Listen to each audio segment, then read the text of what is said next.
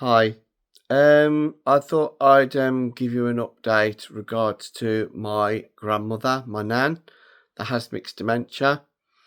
In the space of a week, she has had two falls. Um, I'll try and keep it short because I don't want to confuse people. But basically, my nan's had a fall and two in 1 week, which is not. It's unusual basically for my nan because she doesn't have that many falls in a short space of time. She's not sleeping in the bed properly.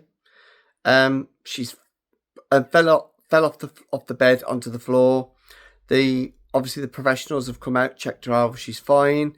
I have actually put a referral before that happened for a hospital bed, but she doesn't meet the criteria. And they said, "Oh, your nan's getting in and out the bed. It's fine." So obviously, before she had this second fall, I actually put a referral in. So I'm still waiting to go on with that, but because obviously beds have grab rails on them or something, and the district nurse said to me, for someone with dementia, she could end up climbing out and falling. So it's like I don't know what to do. So that's that. Sorry, my phone's wobbling. So I've been struggling with my mental health. I've only spoke to my GP last week.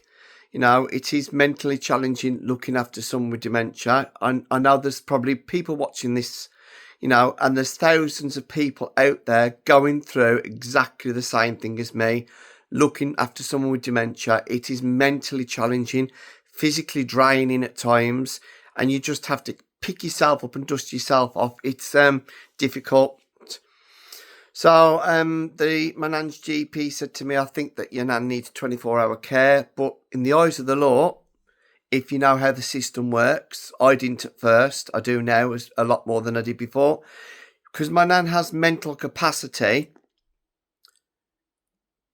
I'm trying to get my words out. My nan has mental capacity, even though if it fluctuates, like sometimes my nan has mental capacity, but at other times in the day, she hasn't. So that fluctuates basically. It fluctuates up and down, mental capacity. And my nan knows what a care home means because obviously I've had a conversation with her about that today, which I'll get to that shortly.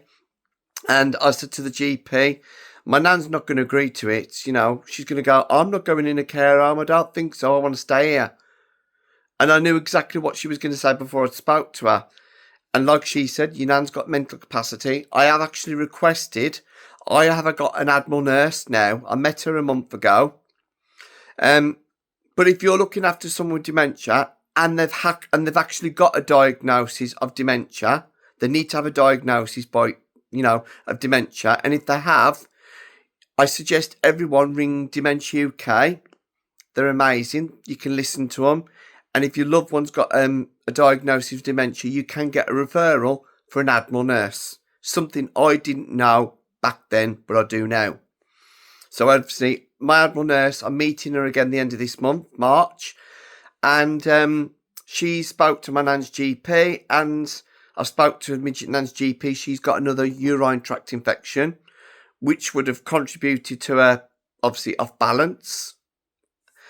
And requesting, I'll use the abbreviation and then I'll explain what it is. It's a multidisciplinary meeting where professionals like GP, social workers are sitting in a room and discuss the person, my nan. Moving forward, what else can we do? It's MDT for short, because I normally use abbreviations, but not everyone knows what it means, so I'll just explain that. I have actually said to the social worker, I've actually opened up to him, and I've opened up to the GP and my nan's care company. I am struggling at times with my mental health. It's affecting me at times where I just feel like I'm running myself ragged into the ground. Obviously, I've spoke to my GP. I never spoke to my GP how it's affecting my mental health last year. I had 2 episodes. I've actually got a chest infection. I'm on antibiotics still. So when I was there, I thought, while I'm here, I'm struggling with my mental health at times as I look after my nan that has mixed dementia. So I explained that to them, and they said, would you like talking therapy? And I said, I'm doing that as it is, talking to my partner and talking to everybody. it doesn't matter what I do. It's not going to wave a magic wand and make my nan's dementia go away. It's not going to. As much as talking therapy in the world, it's not going to help me how I'm feeling.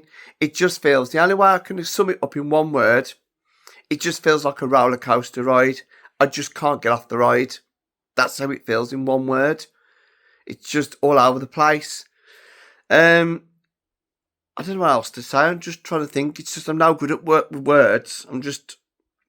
If you're out there and you're watching this, you're not alone. You're not alone out there, because I used to think of myself with my nan, but I'm not the only one out there. There's thousands of people out there that are doing exactly what I'm doing day in, day out. It is mentally challenging, physically draining at times, and it's difficult. But I just thought I'd give you an update. I don't know what else to say, but I thought I'd put a little video up so people know, obviously, what I'm going through at the moment. I don't normally put videos of me talking. Obviously, it's just me nan. But it's nice to share my lived experiences, what I'm going through with my nan. And I know everybody's lived experience is different. I'm sharing my lived experience with some of the challenges that I am facing with my nan. But everyone's lived experience is different. So if you're watching this, you're not alone. And there is support out there. And if you've got a smartphone and you want to ring Dementia UK, they are fantastic. I wish I'd have known about them 4 years ago. I really wish I had. They listen to you. They don't judge you. You can talk to them as long as you want on the phone. They don't shove you off the phone. They're very sympathetic. And obviously, to get a admiral nurse, your loved one has to have a diagnosis of dementia, and then you have to contact your loved one's GP surgery. And it takes a bit of time, but there's support out there. I didn't know about that back then. I do now. So I'm just trying to share that to other people that may not be aware of that information. But anyway, thank you for listening. I'll speak to you soon.